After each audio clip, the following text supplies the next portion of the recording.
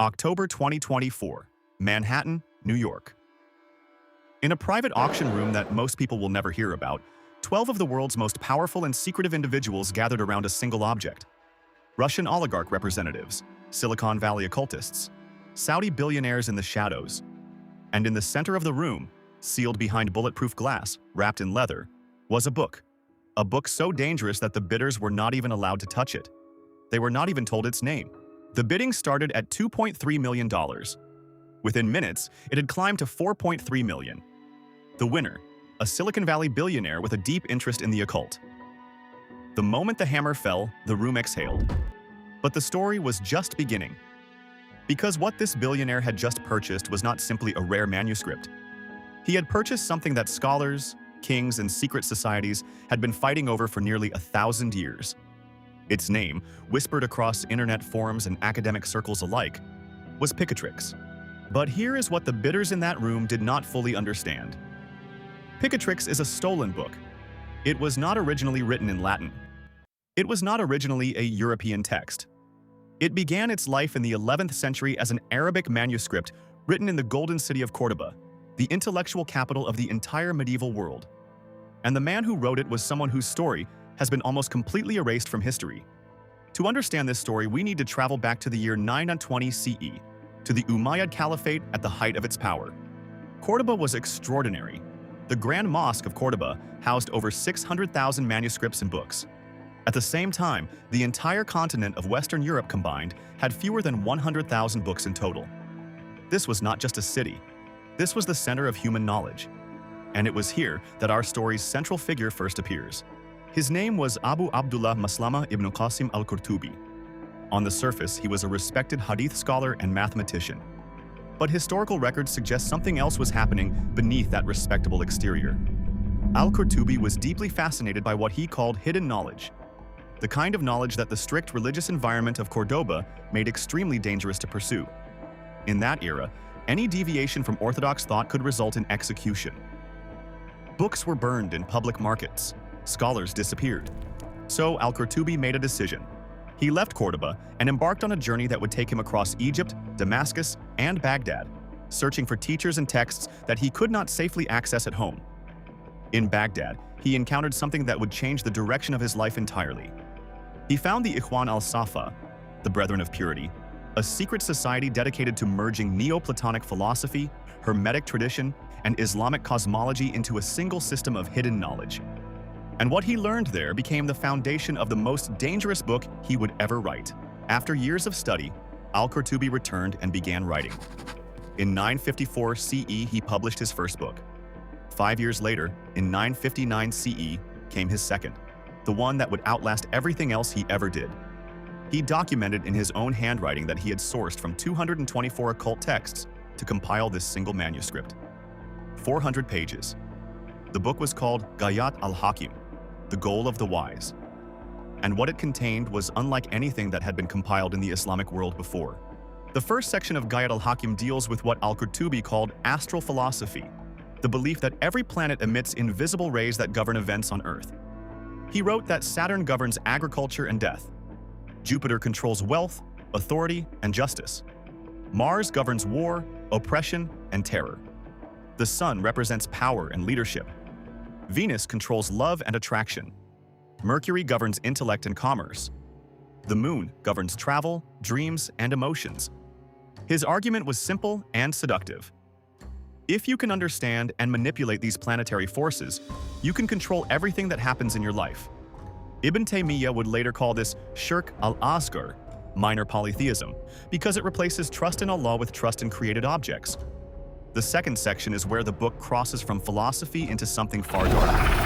Al-Qurtubi describes specific rituals for making talismans, physical objects charged with what he believed were planetary energies.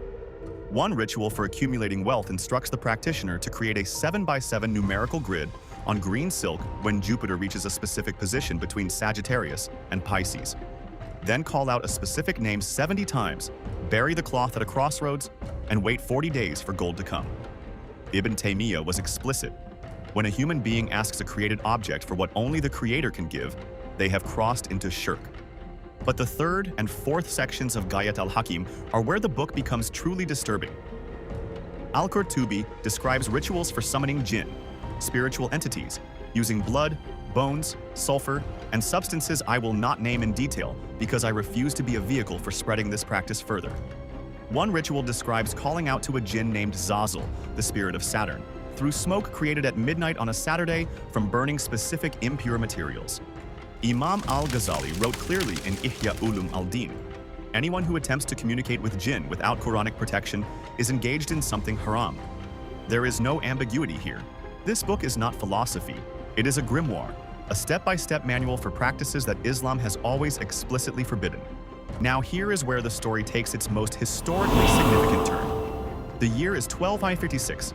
The Reconquista is transforming the Iberian Peninsula. Christian kingdoms are reclaiming territory from Muslim rule. And one king, Alfonso X of Castile, known as Alfonso the Wise, becomes obsessed with a theory. He believed that Muslim civilization was so powerful, so intellectually and militarily dominant, that there had to be a secret behind it. A hidden cosmic knowledge embedded in Arabic occult texts that gave Muslims their extraordinary advantage. Alfonso assembled one of the most extraordinary translation projects in medieval history. He gathered translators fluent in Arabic, Hebrew, and Latin simultaneously. He reached out to Kabbalistic Jewish scholars, the same tradition you know as Kabbalah. And these scholars did not simply translate Ghayat al-Hakim into Latin. They added to it. They wove elements of Jewish Kabbalah, additional Hermetic texts, and European occult traditions into the original Arabic manuscript, transforming it into something new, something larger, and something far more dangerous. The Arabic Ghayat al-Hakim became the Latin Picatrix. And from that moment, the book took on a life of its own. What followed over the next 7 centuries reads like the biography of a living thing rather than a book. In 1460, the Medici family, the most powerful banking dynasty in Renaissance Florence, acquired Picatrix as a private guide. In 1580, John Dee, the personal astrologer of Queen Elizabeth I, used it as a primary reference. The philosopher Giordano Bruno studied it obsessively before being executed in 1600. Marsilio Ficino used it in the Medici court. Heinrich Agrippa drew from it extensively when writing his 3 books of occult philosophy. Every time the world thought Picatrix had faded into obscurity, it resurfaced in the hands of the most powerful people of the age. Now here is the connection that will genuinely make you think differently about the world you live in today. Summarize the core formula of Picatrix, and you get 3 elements: a perfect celestial moment, a material instrument charged with intent, and an amplifying force that releases the energy. Now look at modern financial markets through that lens. Billion-dollar investors wait for the optimal window of market volatility, the celestial moment. They create a material instrument, derivatives contracts, credit swaps, complex financial products. Then they apply amplifying force, liquidity, and leverage. The result?